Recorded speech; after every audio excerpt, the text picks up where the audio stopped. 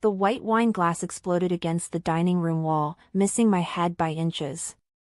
Sabrina stood there, swaying, her manicured hands still extended from the throw, her eyes wild with rage.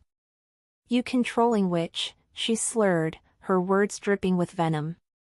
"I asked for more wine, and you'll give it to me." My son Mark sat frozen, his fork suspended halfway to his mouth, his face pale as death. But before I exit, make sure you're already subscribed to the channel, and write in the comments, where are you watching this video from? We love knowing how far our stories are reaching. Something inside me shifted at that moment, cold and calculating. As a retired forensic accountant who'd spent 30 years uncovering financial crimes for the FBI, I knew exactly how to follow the money trail. And Sabrina had no idea that I'd already started digging into the receipts, credit card statements, and bank transfers that didn't add up. But I'm getting ahead of myself. Let me take you back to how this nightmare began. It was supposed to be a simple Friday dinner at my farmhouse in rural Vermont, the kind I'd hosted every week since Mark and Sabrina moved into my guest cottage 6 months ago. They'd told me it was temporary, just until they found their own place. Mark had always been my pride and joy, my only child, and when he asked for help, I couldn't refuse. How could I have known that opening my home would become my biggest mistake? The evening had started peacefully enough. I'd prepared Mark's favorite pot roast with roasted vegetables, set the long oak table with my grandmother's china, and opened a bottle of Chardonnay. Sabrina arrived late, as usual, her designer handbag slung carelessly over her shoulder, her expression already sour. She'd barely acknowledged my greeting before pouring herself a generous glass of wine, draining it in 3 long gulps. I should have seen the warning signs then. By the time we sat down to eat, Sabrina was already on her 3rd glass. Her words were slurring, her movements becoming clumsy and aggressive. She complained about everything: the food was too plain, the house was too cold, the cottage didn't have enough closet space. Mark kept trying to smooth things over, making excuses, asking her to calm down. But when she reached for the wine bottle again and I gently moved it away, suggesting we wait until after dinner, that's when everything exploded. The glass flew through the air, and my entire world shattered along with it. The silence that followed the crash was deafening.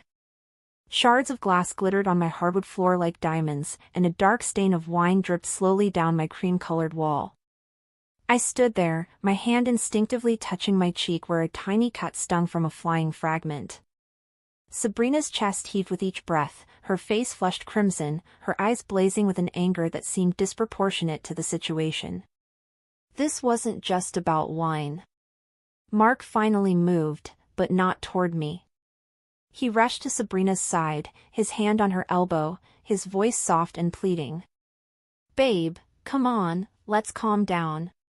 You're just tired from work." Work. The word hung in the air like a bad smell.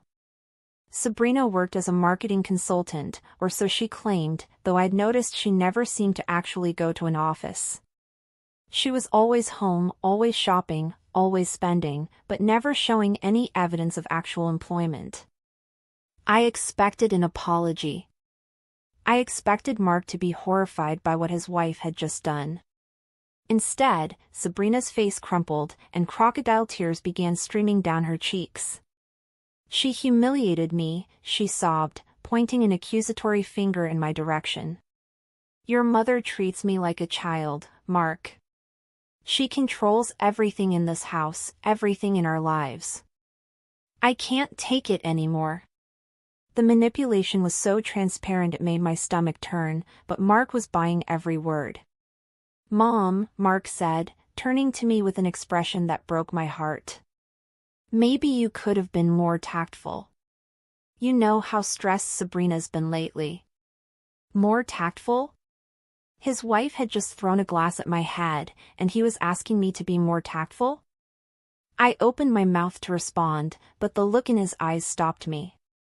He was already lost to her, already choosing her twisted version of reality over the truth.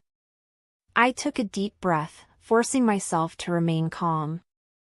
I think everyone should go home and cool off, I said quietly, my voice steady despite the trembling in my hands. We can talk about this tomorrow when everyone's thinking clearly. Sabrina laughed, a harsh, brittle sound. Oh, we'll talk about it, all right.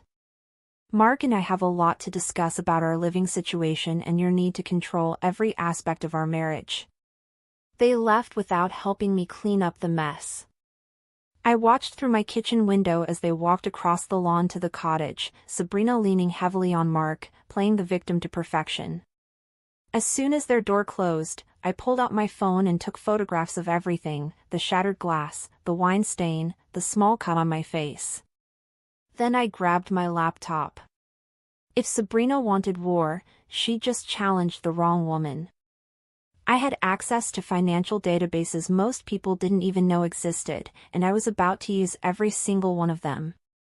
The next morning, I woke up at 5, made myself a strong pot of coffee, and settled into my home office with my laptop and a yellow legal pad. 30 years at the FBI had taught me that people always left trails, financial breadcrumbs that told the real story. I started with the basics: credit reports, property records, business registrations. What I found in the first hour made my blood run cold, and I was only scratching the surface. Sabrina had 7 credit cards that I could find, all maxed out to their limits. The total debt was staggering, nearly $600,000. Designer clothes, luxury handbags, spa treatments, restaurants I couldn't even pronounce. But that wasn't the worst part. 3 of those cards were in Mark's name, accounts he'd never mentioned, probably didn't even know existed. She'd opened them using his social security number, forging his signature, destroying his credit while she shopped her way through his future. I dug deeper, accessing databases I still had clearance for through my old bureau contacts. Sabrina's employment history was practically non-existent. The marketing consultant job she claimed to have? The company didn't exist. The address she'd listed was a UPS store in downtown Burlington. Every paycheck she'd supposedly deposited into their joint account over the past year had actually come from cash advances on those secret credit cards. She'd been living a complete lie, and Mark had been too blinded by whatever hold she had on him to notice. The cottage rental agreement caught my eye next. Mark had told me they were paying $1,500 a month to stay there, contributing to my mortgage and utilities. I pulled up my bank records. Not a single payment had ever been deposited. Not $1 in 6 months. When I'd asked Mark about it last month, he'd assured me Sabrina was handling it, that the money was being transferred. Another lie. They'd been living rent-free while drowning me in their problems. But the discovery that made my hands shake was tucked away in property records from 3 counties over.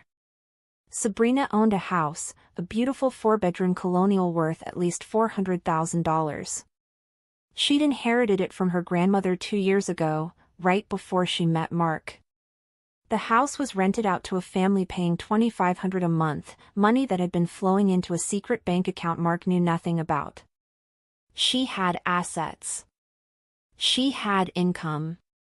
She'd never needed to stay here at all. My phone buzzed with a text from Mark. "Mom, Sabrina's really upset. She thinks you owe her an apology for last night. Can we meet for lunch and talk this through?" I stared at the message, then at my computer screen filled with evidence of his wife's deception. Part of me wanted to forward everything to him right then, but I knew better. This needed to be handled carefully, strategically. I texted back, "Lunch at Romano's at noon. Just you, not Sabrina." I had 6 hours to decide how to save my son from the snake he'd married. If you're finding this story gripping, please hit that subscribe button and turn on notifications.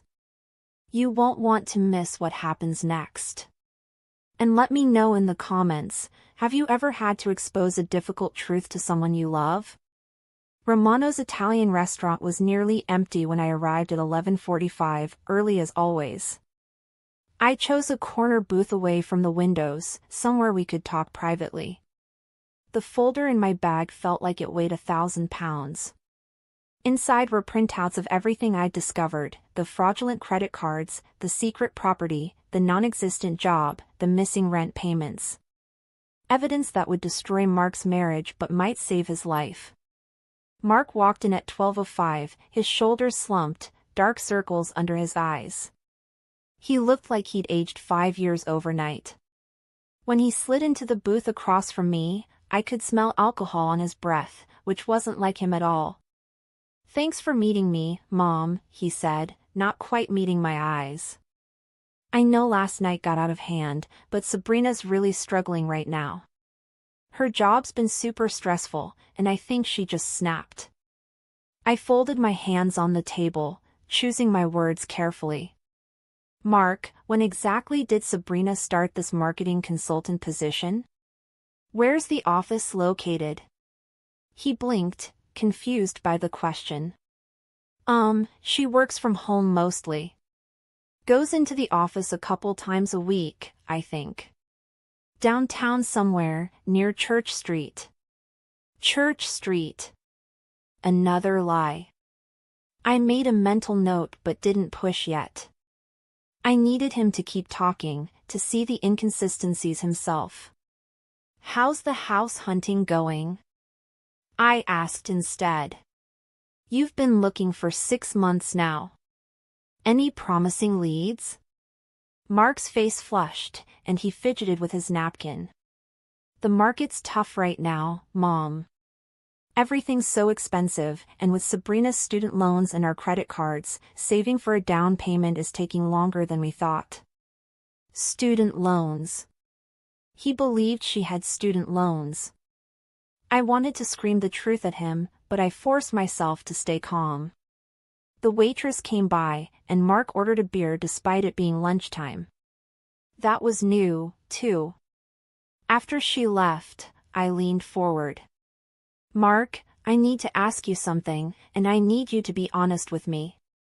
Has Sabrina been paying the rent for the cottage like you told me she was?" His eyes widened, just slightly, and I saw the flicker of doubt. "Of course she has. She handles our finances." "Why would you even ask that?" "Because I checked my bank statements," I wanted to say. "Because there hasn't been a single deposit." But before I could respond, my phone buzzed. Then Mark's buzzed. Then mine again. We both looked down at our screens. Sabrina was calling him. When he declined, she immediately started texting.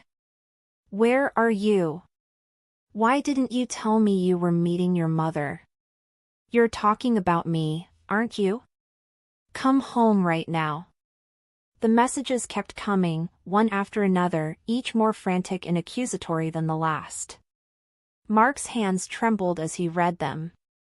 Mark stared at his phone, his face growing paler with each message that appeared. "I should go," he mumbled, starting to slide out of the booth. "Sabrina gets anxious when I'm gone too long without telling her where I am." Anxious. That was a generous word for what I'd just witnessed. What I was seeing was control, pure and simple, the kind of psychological manipulation I'd seen in dozens of criminal cases over my career. "Mark, sit down," I said firmly, using the tone that had once made junior agents snap to attention. He hesitated, caught between his wife's demands and his mother's authority. "Please. Give me 15 minutes. If you still want to leave after that, I won't stop you." He slowly sank back into his seat, but his knee bounced anxiously under the table, and his eyes kept darting to his phone, which continued to vibrate with incoming messages. I pulled the folder from my bag and laid it on the table between us. "I need you to look at something, and I need you to really hear what I'm about to tell you. Last night wasn't about wine or stress or me being controlling. Last night was about Sabrina's mask slipping, and what I saw underneath scared me enough to do some investigating." Mark's expression hardened. "What did you do, Mom? Did you have someone follow her or something? That's crazy." "I ran her financials," I said bluntly. It's what I did for 3 decades, and I'm very good at it. Mark, Sabrina has racked up over $600,000 in credit card debt. 3 of those cards are in your name, opened without your knowledge or consent. That's identity theft. That's fraud. The color drained completely from his face. He opened his mouth, closed it, then whispered, "That's impossible. I would know if someone opened credit cards in my name." I opened the folder and slid the first document across the table. "Here's your credit report. I pulled it this morning with your social security number from your old tax returns I helped you file. Look at these 3 accounts. Do you recognize them?" His hands shook as he picked up the paper, his eyes scanning the numbers. I watched the moment the truth hit him, saw his jaw clench, saw tears begin to well up in his eyes. "There's more," I continued gently. "The marketing job doesn't exist. The company address is a mailbox store. She's been funding your lifestyle with cash advances from these fraudulent cards. And Mark, you've been paying her $1,500 a month for rent here, haven't you?" He nodded slowly, unable to speak. "That money never reached me. Not once. She's been pocketing it. Oh, and one more thing, she owns a house 3 counties over worth $400,000 with tenants paying $2,500 a month. She's never needed to live in my cottage. She's been playing you from the start."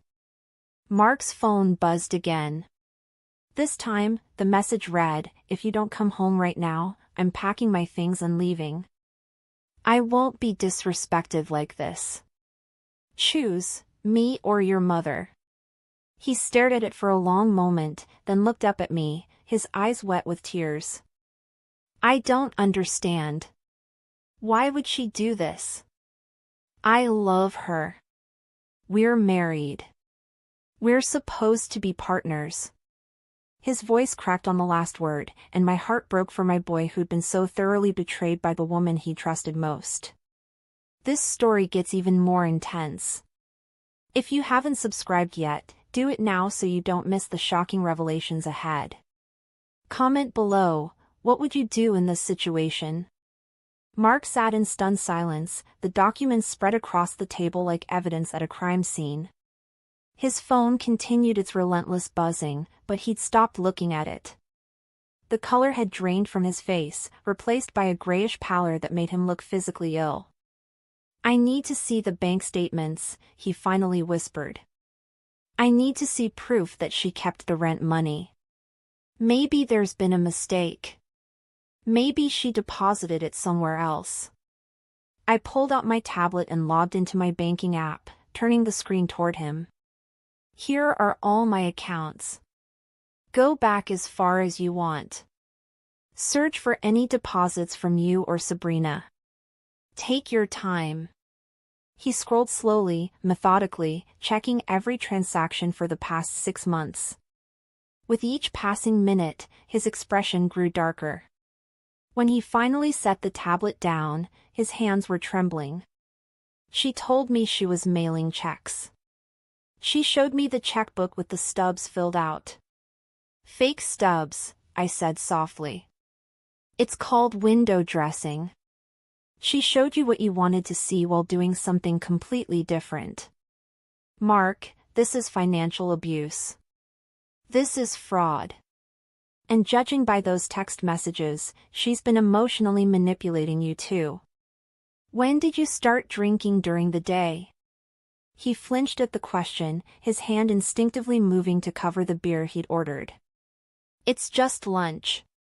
1 beer isn't a big deal." "You smell like you've already had several before this one," I said, not unkindly. "And I saw 3 empty bottles in your truck when you pulled into the parking lot. This isn't you, sweetheart. You've never been a drinker. What's happening at home?" His facade crumbled. Tears spilled down his cheeks, and he covered his face with his hands.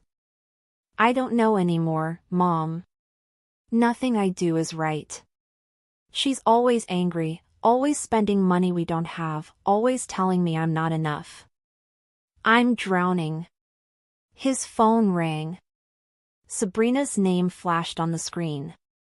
Without thinking, Mark reached for it, but I caught his wrist. Don't.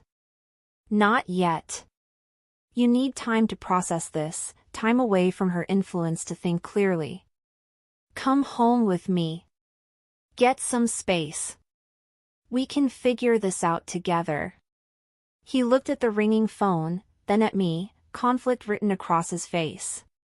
She'll lose it if I don't answer. You don't understand what she's like when she gets angry. The phone stopped ringing. 10 seconds later, it started again. Then my phone rang. When I declined the call, a text appeared, "You're poisoning my husband against me. This is all your fault. I'll make you regret keeping him from me." The threatening tone was unmistakable. Mark saw the message on my screen and his eyes widened. She doesn't mean that. She's just upset. But even as he said it, I could see doubt creeping into his expression, the first cracks forming in whatever spell Sabrina had cast over him. I gathered the documents back into the folder and slid it across to him. Keep this. Read through everything when you're ready. But Mark, I need you to promise me something. I need you to check your retirement accounts, your investment portfolios, anything with your name on it that Sabrina might have access to. If she's been this dishonest about everything else, we need to know how deep this goes. His face paled even further. You think she'd steal from my retirement?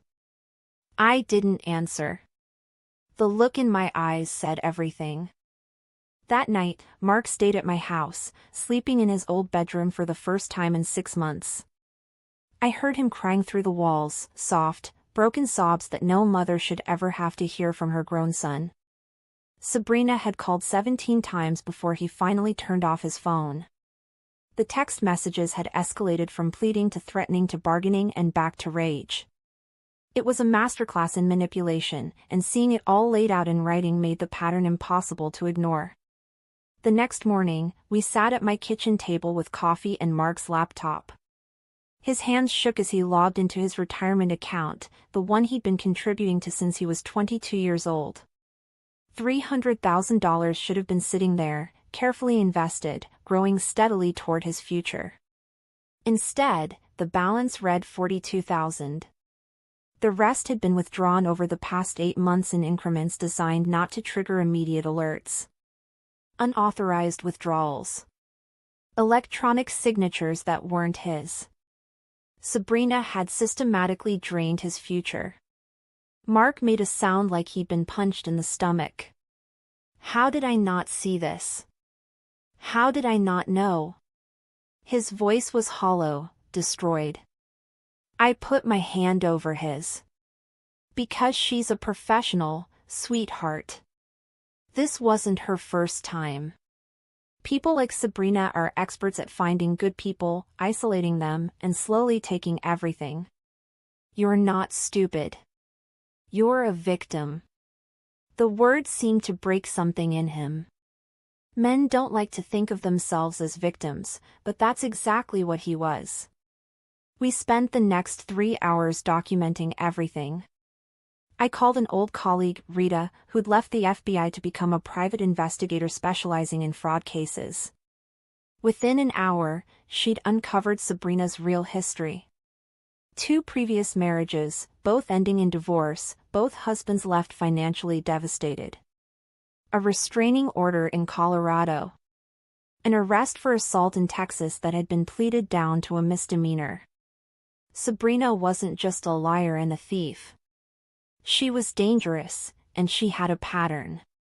Mark stared at Rita's email, reading through the police reports and court documents. She told me I was her first real love.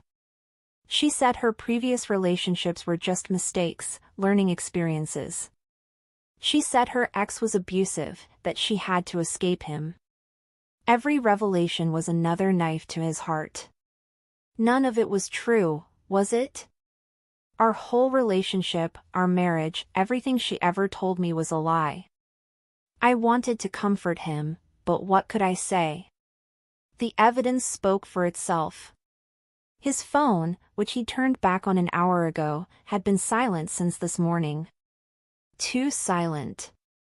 Sabrina knew when to retreat, when to change tactics. Around noon, my doorbell rang. Mark and I exchanged glances. Through the front window, I could see Sabrina standing on my porch, perfectly composed, holding a bakery box. She was wearing the soft pink dress Mark loved, her hair and makeup flawless. She looked like the picture of a concerned, apologetic wife. It was masterful acting. I opened the door but kept the security screen locked between us. "Helen," she said, her voice warm and sorrowful. "I came to apologize for the other night. I was completely out of line, and I've been so worried about Mark. Can I please come in and talk to both of you? I brought those lemon cookies from your favorite bakery." Peace offering? Her smile was perfect, her eyes glistening with what looked like genuine tears. If I hadn't known what I knew, I might have believed her. But I did know, and this was just another mask. The confrontation you've been waiting for is coming. Make sure you're subscribed because the next chapter changes everything. Drop a comment. Have you ever dealt with a master manipulator? I didn't open the door. Through the security screen, I could see Sabrina's perfect mask begin to slip as she realized she wasn't getting inside. "I think it's better if we talk through lawyers, Sabrina. Mark has some questions about several financial matters, including the 3 credit cards opened in his name and the $258,000 missing from his retirement account." The bakery box slipped from her hands, cookies scattering across my porch. The transformation was instantaneous and terrifying. "You've been snooping," she hissed, all pretense of sweetness evaporating like morning mist. "You couldn't mind your own business, could you? You had to dig around in our private affairs, turn my own husband against me. I should have known you'd be a problem from the start, you nosy old woman." Mark appeared behind me, and Sabrina's face immediately softened, tears springing to her eyes like someone had flipped a switch. "Baby, please. Your mother doesn't understand. I can explain everything." "Explain the fake job?" Mark's voice was cold, harder than I'd ever heard it. "Explain the house you own that you never told me about? Explain why my retirement account is almost empty? I saw the police reports from Colorado and Texas, Sabrina. I know about your ex-husbands. I know everything." She went very still, her calculating eyes darting between us, assessing her options, looking for an angle. This was the moment predators always faced when cornered, fight or flight. She chose fight. Those police reports are lies told by bitter men who couldn't handle a strong woman. Your mother has poisoned you against me, filled your head with conspiracy theories because she can't stand that you chose me over her. She's jealous, Mark. Can't you see that? She wants to control you, keep you tied to her apron strings forever. The manipulation was textbook, but this time Mark didn't flinch. He'd seen too much evidence, knew too many truths. "I filed for divorce this morning," Mark said quietly.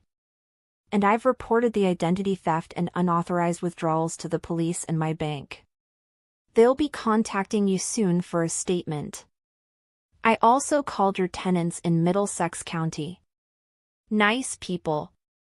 They were surprised to learn you'd gotten married, since you've been telling them you live alone in California." Each word was another nail in the coffin of her deception, and Sabrina's face contorted with pure rage. She lunged at the screen door, slamming her fists against it. "You'll regret this. Both of you. I'll take everything. I'll destroy you in court. That house, that retirement account, all of it is marital property. You think you're so smart, but I'll bury you." Her voice had risen to a shriek, all composure gone. I calmly pulled out my phone and started recording. "This is my property, Sabrina, and I'm asking you to leave. If you don't go now, I'm calling the police." She stared at the camera, then at us, her chest heaving with rage. For a moment, I thought she might actually try to break through the door. But then she seemed to collect herself, smoothing her dress, wiping her eyes. When she spoke again, her voice was ice. "You haven't seen the last of me. And Helen? You threw the first punch when you threw that glass at me the other night. I have witnesses who'll testify you attacked me. Good luck explaining that to the police." She turned and walked to her car with eerie calm. As she drove away, I looked at Mark. She just made a critical mistake. She forgot that I have photos of my injury from her throwing the glass, and she just threatened us on camera while admitting she plans to lie to police. The police took my statement that afternoon. Officer Denise Williamson was a 20-year veteran who'd seen every scam and con imaginable. When I showed her my photographs from the dinner incident, my bank records, the credit reports, and the video of Sabrina's threats from earlier, her expression hardened. "Ma'am, what you're describing is a pattern of domestic financial abuse coupled with identity theft and fraud. With your permission, I'd like to pass this to our detective division and potentially our domestic violence unit." Mark sat beside me, still processing everything. "She's going to say my mom attacked her first," he said quietly. "She's going to twist everything around." Officer Williamson nodded. "They always do. But here's what she doesn't know, we have technology now. We can pull cell phone location data, credit card timestamps, security camera footage from nearby businesses. If she's lying, we'll prove it. And Mr. Brennan, I need to ask, has she ever been physically violent with you?" The silence that followed was deafening. Mark's hand moved unconsciously to his ribs, and I saw him wince. "She pushed me a few times when she was angry. Nothing serious. Just shoving, grabbing my arm too hard, throwing things near me. She said I made her so angry she couldn't control herself, that if I just listened better, she wouldn't get so upset." Officer Williamson and I exchanged knowing looks. Classic abuser language, victim blaming at its finest. "Mark, I need you to document any bruises or injuries, even old ones," Officer Williamson said gently. "And I need you to consider filing for a restraining order. Based on her escalating behavior and her history in other states, I'm concerned about your safety and your mother's. People like Sabrina don't like losing control, and when they realize they've lost, they can become unpredictable and dangerous." Mark nodded slowly, the reality of his situation finally sinking in completely. Over the next week, the investigation expanded rapidly. My old FBI contacts came through with federal databases showing Sabrina's true financial picture. She had accounts in 3 different names, including her maiden name and a previous married name she'd never legally changed back from. She'd filed bankruptcy in Arizona 6 years ago under yet another identity. The house she owned was mortgaged to the hilt, the rent payments going straight to creditors, not into her pocket as I'd initially thought. She was drowning in debt and had latched onto Mark as her next life raft. The bank reversed the unauthorized retirement withdrawals, but the process would take months. The credit card companies flagged the fraudulent accounts, but Mark's credit was destroyed, would take years to rebuild.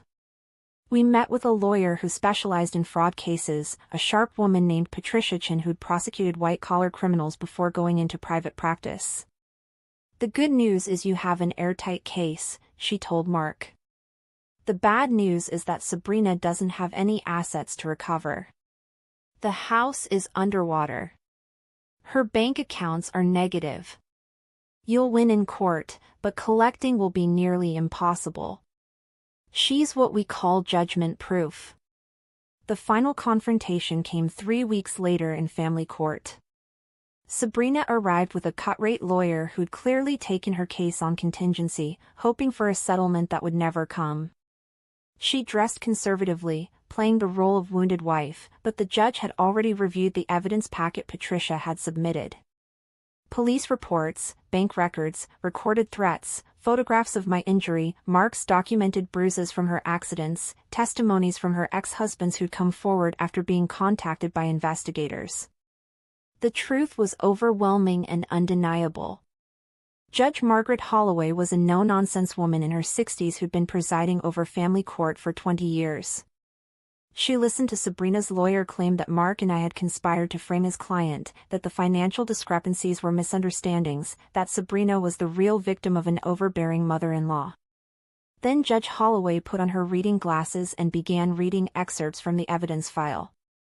With each revelation, Sabrina's lawyer seemed to shrink in his chair. "Mrs. Brennan," the judge said, using Sabrina's married name with obvious distaste, "I've reviewed the police reports from Colorado, Texas, and now Vermont. I've seen the pattern of financial fraud spanning 3 marriages. I've examined the credit card statements, the forged signatures, the unauthorized withdrawals. I've watched the video of you threatening the plaintiff and her son. I've read statements from your tenants, your creditors, and even your former employers, all painting a picture of a woman who systematically exploits and abuses people who trust her." Sabrina opened her mouth to protest, but Judge Holloway held up her hand. "I'm not finished. The evidence shows you opened 3 credit cards fraudulently in Mark Brennan's name, accumulating approximately $217,000 in charges. You withdrew $258,000 from his retirement account without authorization. You collected $9,000 in rent payments from him under false pretenses. You own a property you never disclosed. You lied about your employment. You physically assaulted his mother and threatened both of them when confronted. Am I missing anything?" The judge's question hung in the air. Sabrina's mask finally, completely shattered.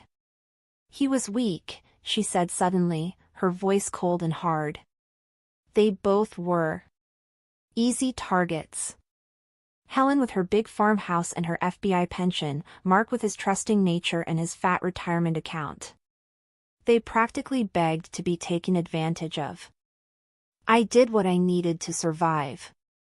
If you people had any idea what it's like to fight your way up from nothing, you'd understand. They deserved what they got." The courtroom went completely silent.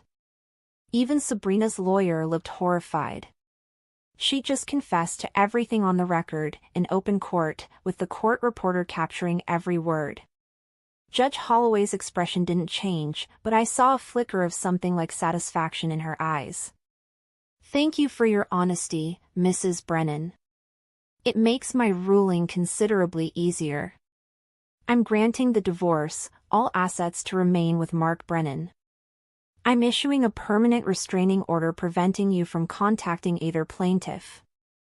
I'm also referring this case to the District Attorney's Office for criminal prosecution on charges of identity theft, wire fraud, and assault." As the bailiff led Sabrina out, she turned back to look at Mark and me. Her face was calm now, almost peaceful, like she'd finally stopped pretending. "There will be others," she said quietly. "There are always others. People want to believe in love, in second chances. It makes them stupid. You two got lucky, but most don't." Then she was gone, escorted through the side door, and we were left standing in the courtroom, exhausted but finally free. In the parking lot afterward, Mark turned to me, tears streaming down his face. "I'm so sorry, Mom. For everything. For not believing you, for bringing her into our lives, for almost losing you because I was too blind to see what was right in front of me." I pulled him into a hug, holding my son the way I had when he was small and the world had hurt him. "You have nothing to apologize for. She was a professional predator. But you survived, and now you know the warning signs. You'll be stronger for this. 6 months later, Mark had moved back into my farmhouse, this time into the main house, not the cottage. We'd turned the cottage into a pottery studio for me, something I'd always wanted to try. Mark was seeing a therapist, rebuilding his credit, starting to date again but much more carefully this time. Sabrina was serving 18 months in county jail after taking a plea deal, with 3 years probation to follow. Her house had been foreclosed, her other victims had come forward, and a class action lawsuit was pending. The white wine stain was still on my dining room wall. I could have painted over it, but I chose to keep it as a reminder. Not of the pain or the betrayal, but of the moment I decided to fight back, to protect my son, to refuse to be a victim. Sometimes the most loving thing a mother can do is shine a light on the darkness, even when it hurts, even when it shatters the illusion of peace. That glass Sabrina threw didn't hit me. But the truth I threw back hit its target perfectly. Thank you so much for staying with me through this journey. If this story resonated with you, or if you've experienced anything similar, please share it in the comments below. Your story might help someone else recognize the warning signs. Don't forget to subscribe and hit that notification bell so you never miss another story. Remember, standing up for the truth is never wrong, even when it's hard. Stay strong, stay vigilant, and never let anyone make you doubt your reality. I'll see you in the next one.